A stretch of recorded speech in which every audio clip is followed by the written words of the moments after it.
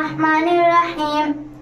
آج کا سبق تعلیم الایمان یا اسلامی عقائد توحید۔ سوال نمبر 1، توحید کے کیا معنی ہیں؟ جواب نمبر 1، دل سے اللہ تعالیٰ کو ایک سمجھنے اور اس کے اقرار کرنے کو توحید کہتے ہیں۔ سوال نمبر 2، خدا تعالیٰ کے ایک ہونے کو مخلوق کو کس طرح علم حاصل ہوا؟ جواب نمبر 2، اول تو انسانی عقل بشرطیہ کا عقل صحیح ہو خدا تعالیٰ کے موجود ہونے اور اس کے ایک ہونے کا یقین رکھتی ہے، اور اسی وجہ سے دنیا میں جتنے بڑے بڑے عقل مند حکیم اور فلسفی ہوئے ہیں وہ سب خدا تعالیٰ کی توحید کے قائل ہیں۔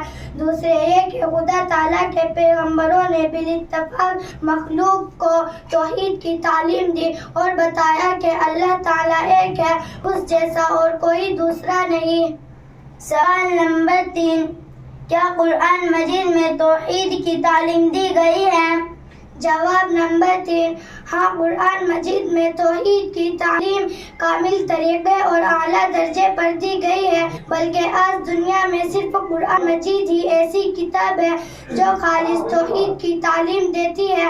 اگرچہ پہلی آسمانی کتابوں میں بھی توحید کی تعلیم تھی، لیکن ان تمام کتابوں میں دونوں کے تحریر عدل بدل کر ڈالی اور توحید کے خلاف باتیں داخل کر دے اور خدا کی بھیجی ہوئی آسمانی تعلیم کو بدل دیا۔ اس کی اصلاح کے لیے اور سچی توحید دنیا میں پھیلانے کے لیے اللہ تعالیٰ نے حضرت محمد صلی اللہ علیہ وسلم کو بھیجا اور اپنی خاص کتاب قرآن مجید نازل فرمائی اور اس میں صاف صاف سچی اور خالص توحید کی تعلیم دی۔ سوال نمبر 4، قرآن مجید کی کن آیات سے توحید ثابت ہوتی ہے؟ جواب نمبر 4، قرآن مجید میں اول سے آخر تک توحید کی تعلیم بھری ہوئی ہے۔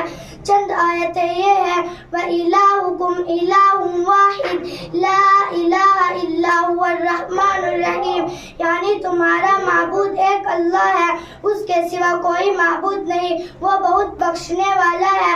دوسری آیت یہ ہے: شہید اللہ انہ لا الہ الا هو والملائکۃ اولو العلم قائما بالقسط لا الہ الا هو العزیز الحکیم، یعنی خدا تعالیٰ گواہ ہے کہ اللہ کے سوا کوئی معبود نہیں، اور فرشتے اور اہل علم بھی اس بات کی گواہ دیتے ہیں، وہ انصاف قائم رکھنے والا ہے، اس کے سوا کوئی معبود نہیں، وہ غالب حکمت والا ہے۔